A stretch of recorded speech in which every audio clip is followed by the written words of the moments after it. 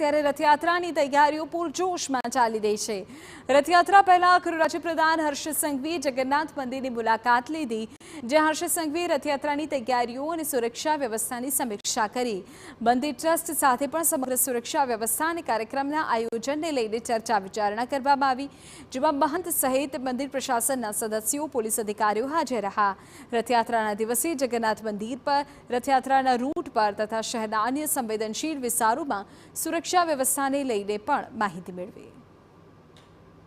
સમયસર યાત્રા મંદિરથી નીકળી પાછી પરત યાત્રા આવવા સુધી તમામ સમયો સારી રીતે સચવાઈ શકે તે માટેનું યોગ્ય પ્લાનિંગ કરવામાં આવ્યું છે।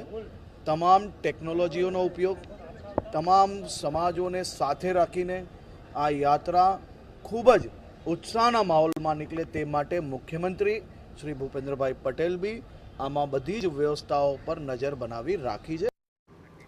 तो बैठक बाद अमदावाद पुलिस कमिश्नरे कहूं कि आ वखतनी रथयात्रा में टेक्नोलॉजीनो महत्तम उपयोग करवामां आवशे।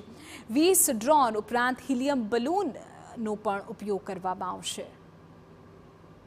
જે દિવસે રથયાત્રા હશે એ દિવસે આપણે ડ્રોન વગેરે જે આપણે લાસ્ટ ટાઈમ પણ ઉપયોગ કર્યા 20 ડ્રોન એના પણ ઉપયોગ કરવામાં આવશે અને ફર્સ્ટ ટાઈમ હિલિયમ બેલૂનના આપણે રિક્વેસ્ટ કર્યા છે એ પણ એનો પણ ઉપયોગ કરવામાં આવશે। એ થોડી ઊંચાઈ ઉપર રહી અને બધા આખા એ મોનિટર એમાં ઉપર સીસીટીવી હોય છે એના ઉપર આપણે મોનિટર કરવામાં આવશે।